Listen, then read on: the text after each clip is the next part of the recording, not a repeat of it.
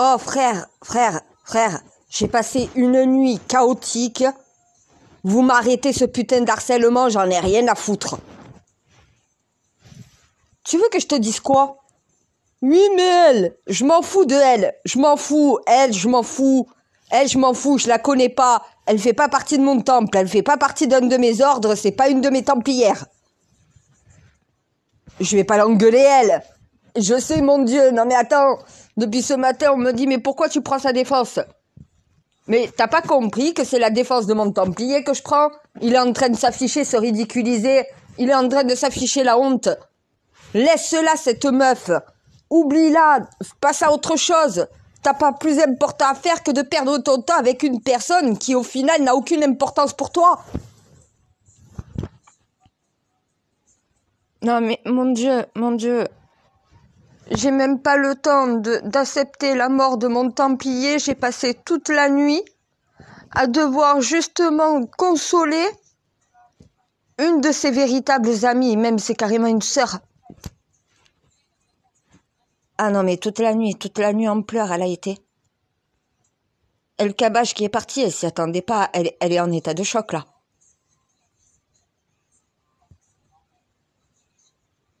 Ça va, je suis fatiguée, mais comme chaque fois. Ah, c'est surtout que de voir quelqu'un, d'entendre et de sentir quelqu'un dans cet état, ça fait mal. Non, mais il y en a qui ont connu El Kabbach par rapport à son travail. Moi, c'est mon templier, c'est un templier du Saint Graal. Pour elle, c'est un frère. C'est dépasser le stade d'ami, quoi. À un moment donné, une amitié aussi longue, ça devient une amitié fraternelle. C'est pas une amitié amicale, elle m'a parlé de tout ce qu'ils ont vécu ensemble, elle avait besoin de parler. Ah, dans l'état qu'elle était, elle pouvait pas dormir. Là, ça y est,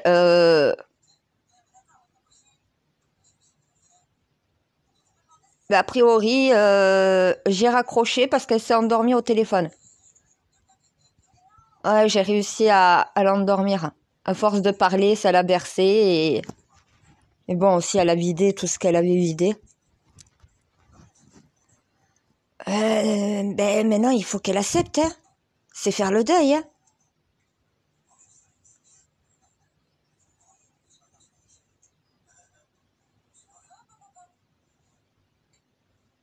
Je sais, mon Dieu, je sais.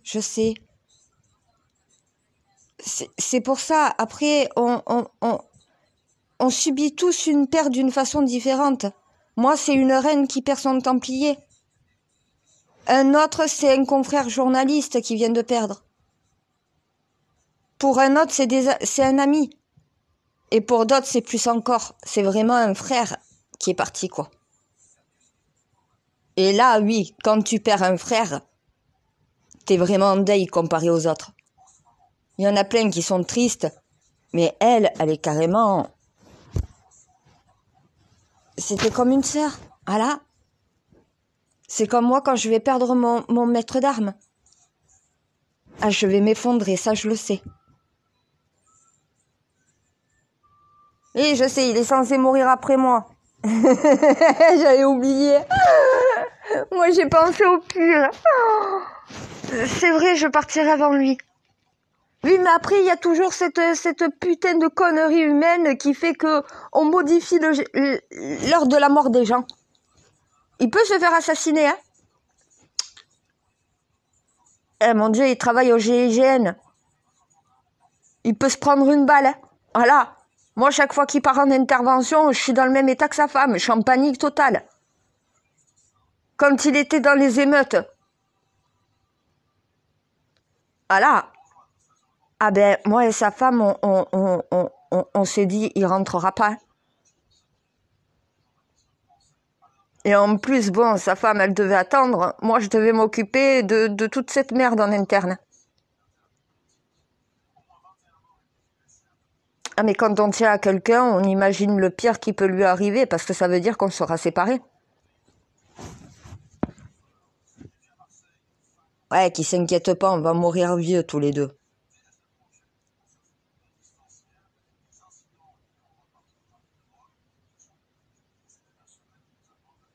Ouais, lui plus vieux que moi, lui, il va finir centenaire.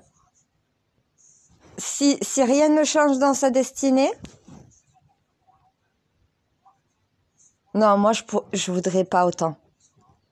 Non, moi, l'âge que t'as choisi pour moi, c'est bon, ça me convient.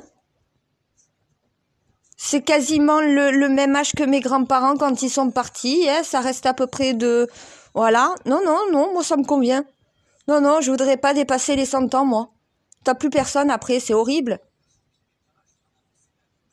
C'est pour ça que je veux pas d'immortalité, c'est ça, t'as tout compris. C'est pour ça que je rejette ce côté astral. Je suis plus mortelle. Dans le plan astral, je suis pas une mortelle. Je suis l'inverse. Mais tu vois toute la... Oui, oui, t'es spectateur de tout, voilà. Du bien comme du meilleur. Du pire comme du meilleur, oui.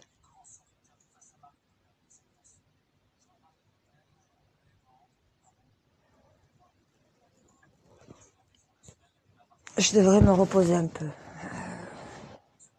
Ouais, mais j'ai encore plein de choses à faire.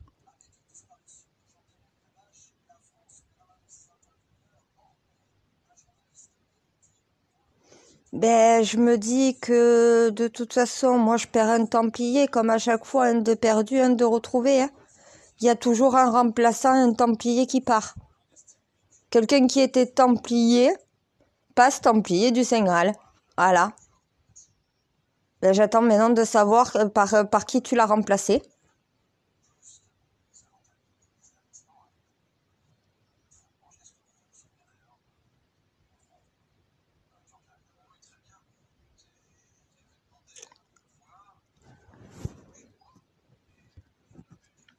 D'accord, d'ici aujourd'hui ou demain, ça devrait se définir. Oui, ben savoir qui va remplacer, hein, c'est un peu normal. Hein. Quand Macron va dégager, on veut savoir quand même celui qui va le remplacer. C'est la même chose. Ouais, mais tu sais, moi, chaque fois, je sais ce que je perds, je sais pas ce que je gagne. Tu sais pas ce que tu récupères, hein.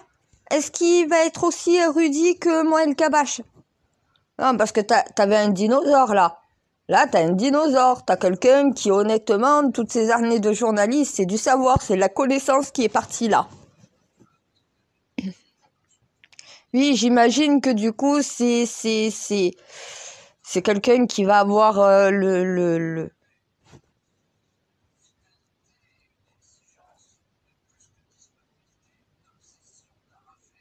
Ouais, donc c'est pas en fonction d'un âge, ça va être en fonction des compétences. Qui a un savoir similaire à El Kabash. Non, non, non, les Templiers du Saint Graal, c'est toi qui les choisis, me laisse pas les choisir. Moi, je choisis mes intermédiaires. Ça me convient très bien.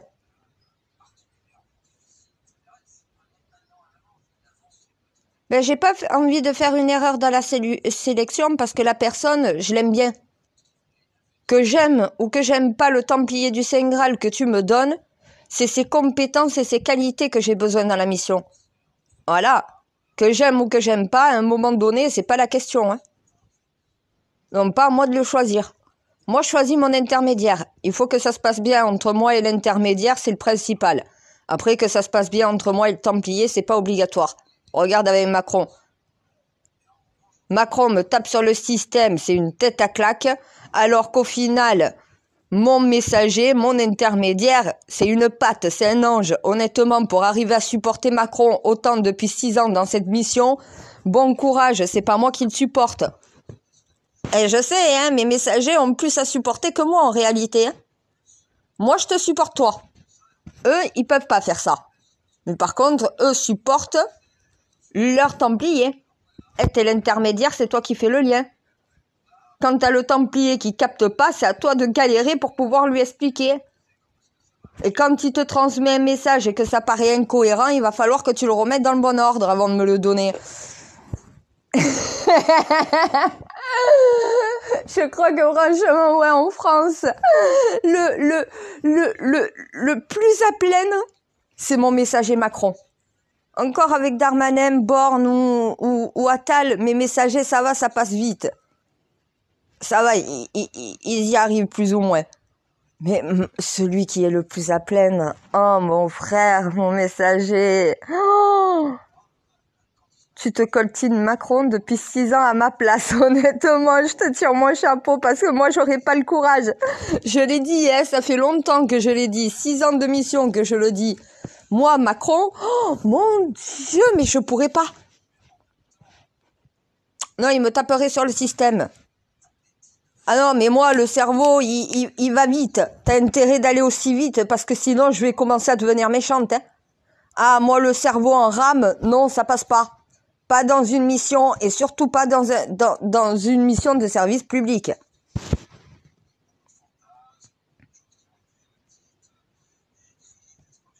Ben, je suis triste. Hein. Et après, je sais que quand il arrive au paradis, tu vas me le dire. Toujours pas arrivé. Et je sais, ça peut prendre jusqu'à 5 jours. Et depuis le temps, je sais comment ça marche. Et comment je sais qu'il est allé au paradis? À ton avis, tu crois que j'ai pas vérifié ton son codex personnel? Je suis pas toujours qu'en train de regarder le codex commun. Non, je regarde aussi le codex de mes Templiers. J'ai besoin de savoir avec qui je marche, avec qui je travaille. Sauf que leur heure de mort et le lieu où ils vont n'est pas marqué. Tous mes Templiers, ça fait ça. J'ai regardé pour connaître mon Templier, il n'y avait pas l'heure de sa mort, il n'y avait pas non plus le lieu où il va à sa mort. J'ai regardé après avoir reçu l'information comme quoi il était décédé. Putain, c'est marqué décès, paradis. Décédé, paradis. Il y a l'heure, la date, à la minute, à la seconde exacte. J'ai demandé, oui, j'ai demandé en interne à quelle heure il était. Et j'ai donné l'heure qui était marquée dans le codex. Quand on m'a dit que c'est exactement ça, ah ben oui, voilà, et c'est marqué sur ton codex, t'es mort, t'es marqué décédé, et au final, le lieu où tu es censé aller est déjà inscrit alors que t'es même pas arrivé dans ce lieu-là. Non, là, il est même pas... Oui, mais c'est des Templiers du Saint Graal. Si t'as réussi ta mission, tu vas au paradis. Si t'as pas réussi ta mission, tu vas au purgatoire. Il n'y a pas d'enfer. Pour mes Templiers du Saint Graal, il n'y a pas d'enfer. Tu les as choisis. Tu vas pas les envoyer en enfer, tu les as choisis pour m'aider. Mais par contre, si tu as bien fait ta mission, c'est le paradis immédiatement. Sinon, tu vas passer par le purgatoire. Tu vas... ben oui, tu vas devoir apprendre où tu as fait une erreur. C'est pour ça que j'aimerais éviter à Booba de se retrouver dans ce circuit-là. Tous mes Templiers sont censés aller au paradis par rapport au service de mission qu'ils donnent. Quand tu donnes un ordre à un de tes Templiers de faire la police des réseaux sociaux concernant les placements de produits qui sont dangereux et qui sont mensongers. Il y en a qui me disent, mais c'est quoi un placement de produits dangereux et mensonger? Ben, les bandes de blanchiment dentaire. Très dangereux pour les mailles. Les produits sont très chimiques.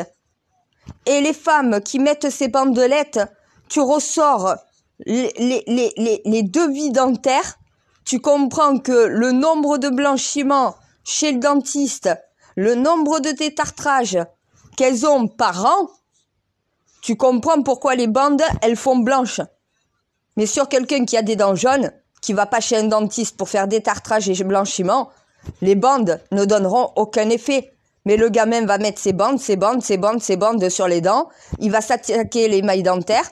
Les dentistes signent les sonnettes d'alarme, les trucs smile, machin chose, ça marche aux États-Unis parce que les États-Unis se mettent en danger chaque fois qu'ils essayent de créer quelque chose. Mais en France, on ne doit pas permettre ce type de placement-là.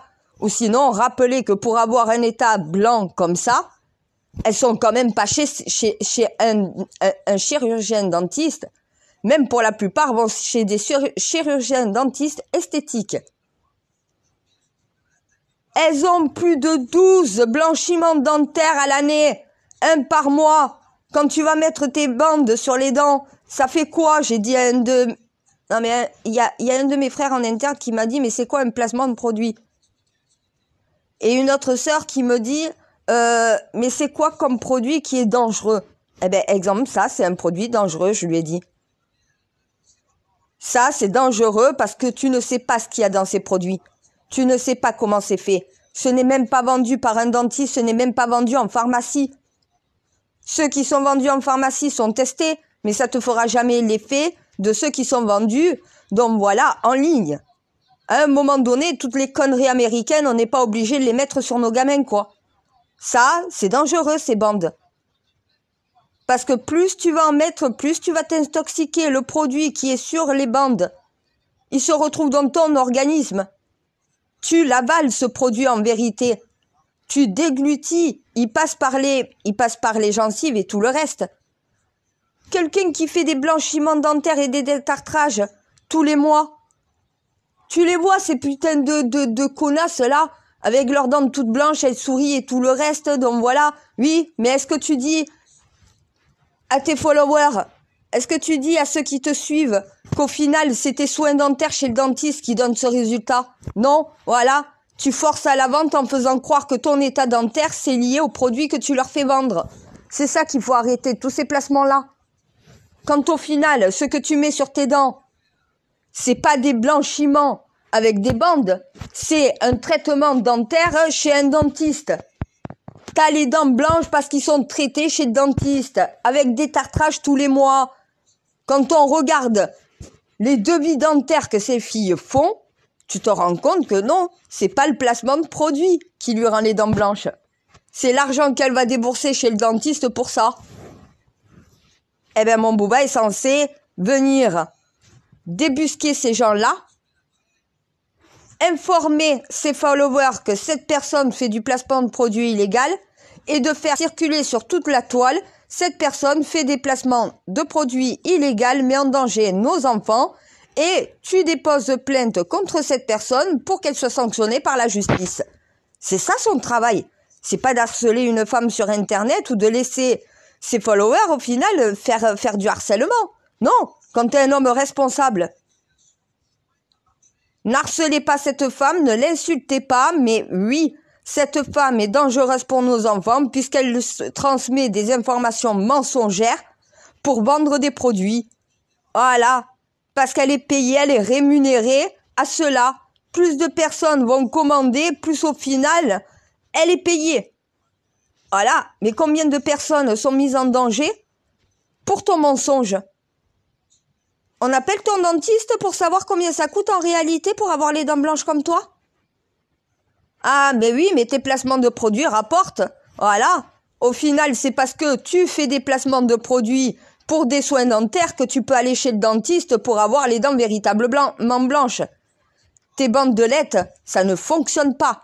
Ça te teinte par illumination. Donc, ça veut dire que ça va te faire comme un effet lumineux, un effet blanc, mais parce que tu as de la javel, parce que tu as plein de choses. Et 5 ans plus tard, ces gamins qui ont mis ça vont se retrouver chez le dentiste avec des dents qui pètent et qui pètent et qui pètent et qui pètent. Et les dentistes, la chose qu'ils peuvent faire, c'est soit un pivot, soit au final une couronne, soit au final, donc voilà, un implant. Tout dépend de la situation dans laquelle tes dents se trouvent. Non, mais moi, je suis passée par là, j'ai essayé des produits comme ça et je me suis mis dans la merde. Il y en a plein d'autres qui l'ont fait. Voilà. C'est pas parce que les uns le font que tu dois dire, allez-y, faites-le. Ça, c'est un danger, ce genre de produit-là. Parce qu'en vrai, c'est pas le produit qui est efficace. C'est le dentiste chez qui elles vont. Mais elles te font croire que c'est le produit qu'elles utilisent. Elle l'utilise 3 jours devant les caméras, voilà, devant son téléphone, pour vous faire acheter cela.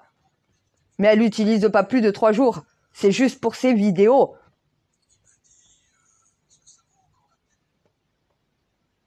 Non, il y a des vrais placements de produits qui sont véritablement efficaces.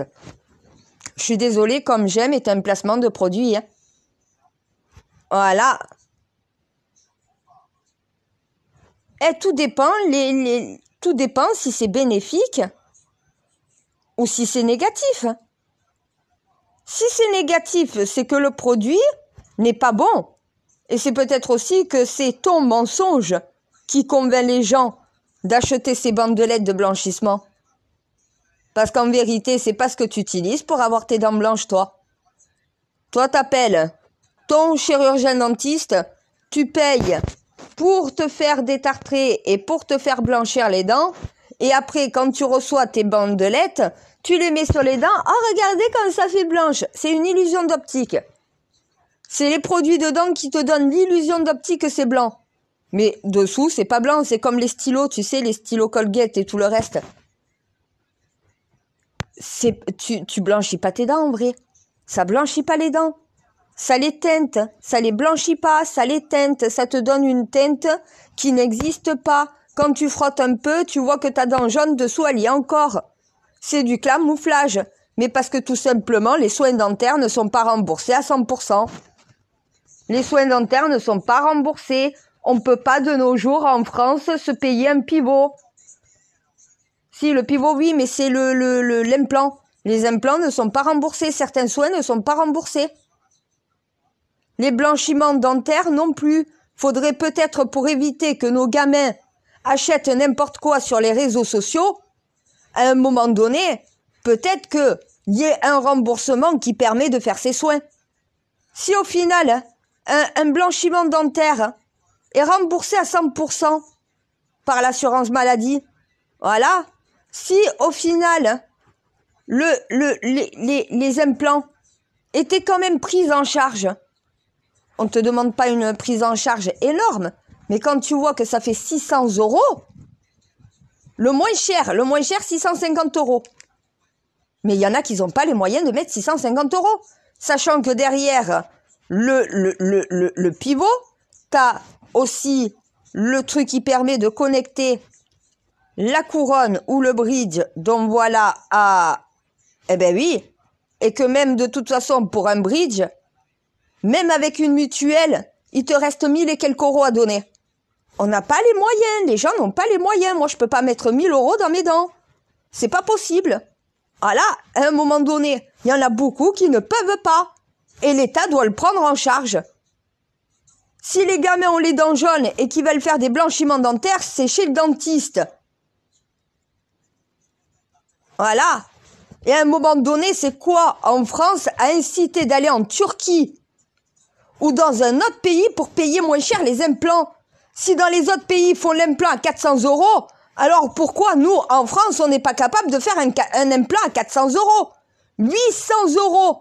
Au total, ça te coûte 1500 € pour un implant, sans crédit possible. Voilà, à un moment donné, il faut arrêter. L'État va devoir prendre en charge la totalité des soins dentaires. C'est normal, on paye pour ça.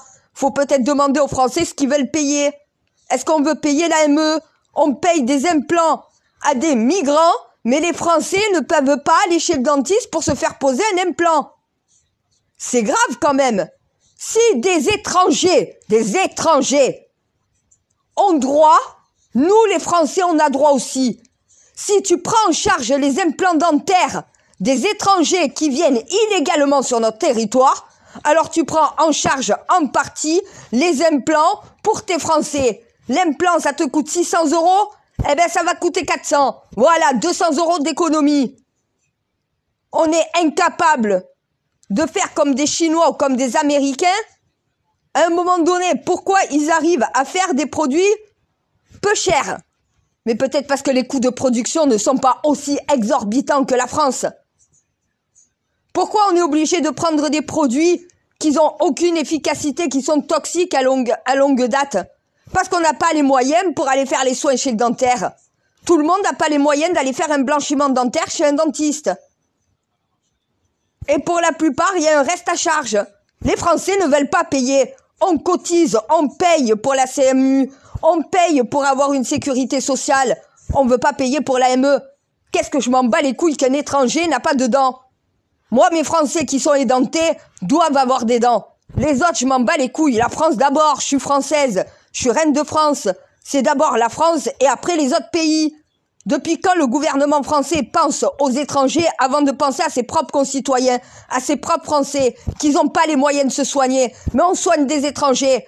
Tu soignes les étrangers quand tu es capable de correctement soigner tes Français. On soigne les siens avant de soigner les autres. Moi, un migrant peut crever la bouche ouverte, je le dis. S'il y a un Français qui est à côté, je sauverai mon Français avant de choisir de sauver le migrant. Eh ben oui, voilà, à un moment donné, c'est ça être une nationaliste. Tu mets un Français sur un bateau qui est en train de couler, tu mets un migrant sur un bateau qui est en train de couler. Je vais sauver le mien, voilà. Et tous Français te diront la même chose en vérité. Qui ira sauver quelqu'un qui est d'un autre pays? Ton pays peut pas venir te sauver? Vous êtes deux au milieu de la mer, sur deux embarcations différentes en train de prendre l'eau. Tu sauves qui? L'Algérien ou tu sauves ton Français? Si tu peux pas sauver les deux, tu sauves lequel? Le Français va sauver le Français et l'Algérien va sauver l'Algérien. Et ça, c'est obligatoire. Voilà. Un bateau algérien vient, il va sauver qui? Le Français sur son bateau, le blanc? Ou il va sauver l'Arabe, l'Algérien sur le bateau?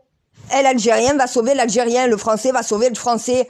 Avant de s'occuper des étrangers, on s'occupe d'abord des nôtres.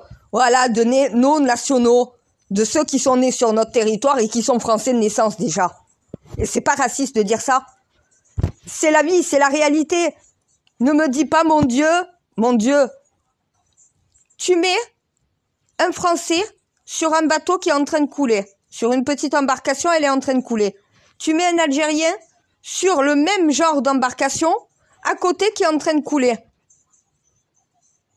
Qui les Algériens viendraient sauver en premier? La vérité, l'Algérien ne viendrait pas sauver le Français, il viendrait sauver l'Algérien.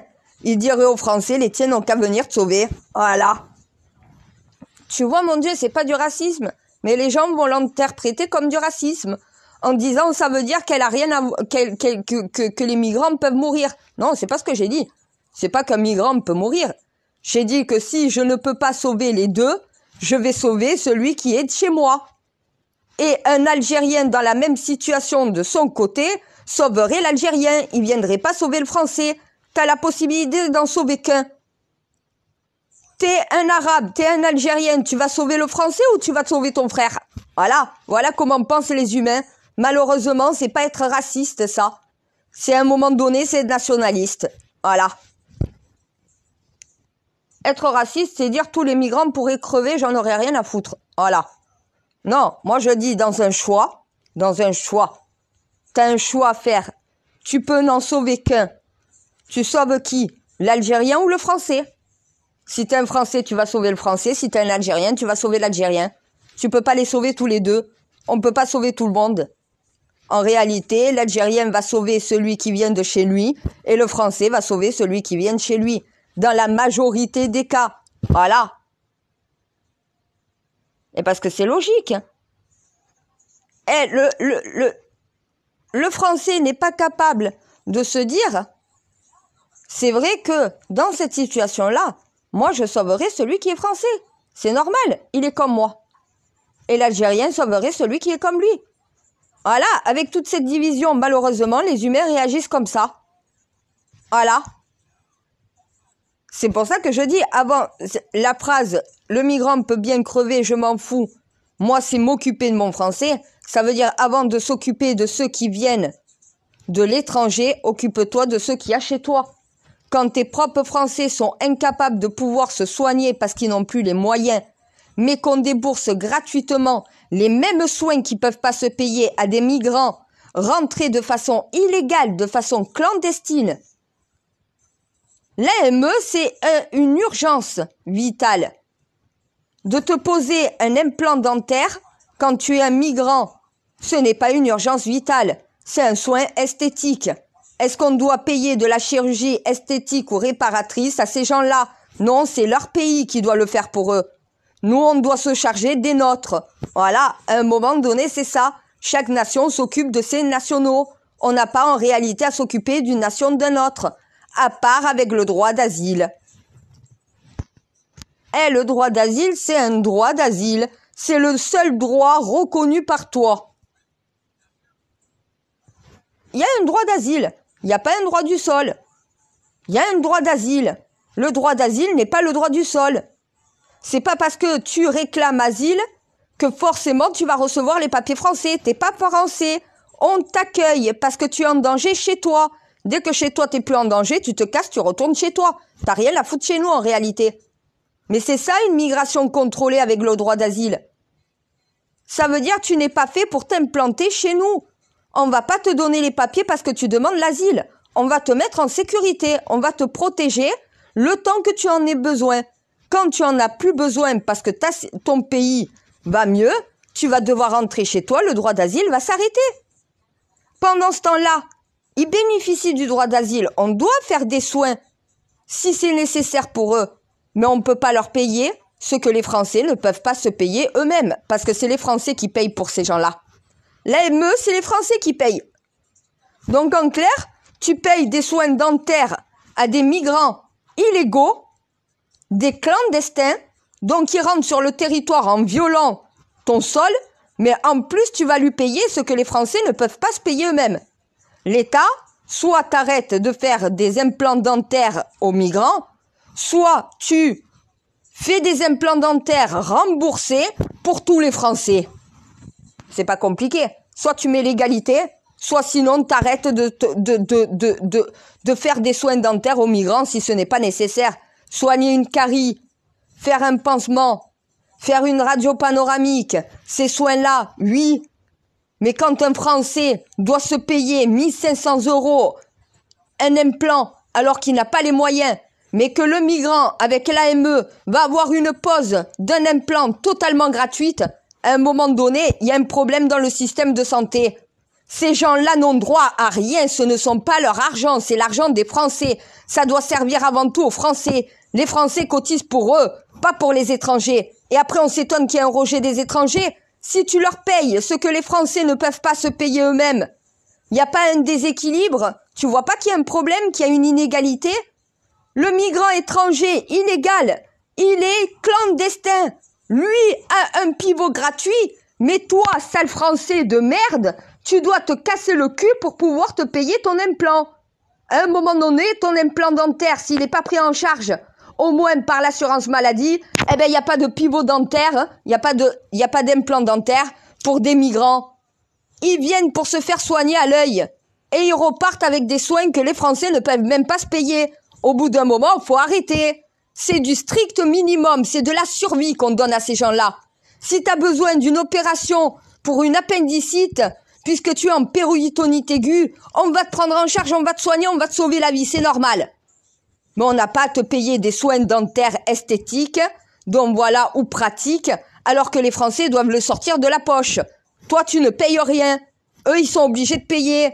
Mais toi, t'es rentré illégalement. Eux, ils sont Français, ils sont nés dans le pays. À un moment donné, faut pas s'étonner que les Français ne veulent plus de migration. La raison est là. Voilà. Ils ont tout, ces migrants. Les Français n'ont rien. Sauf que les Français payent pour eux. Ils payent pas pour les clandestins.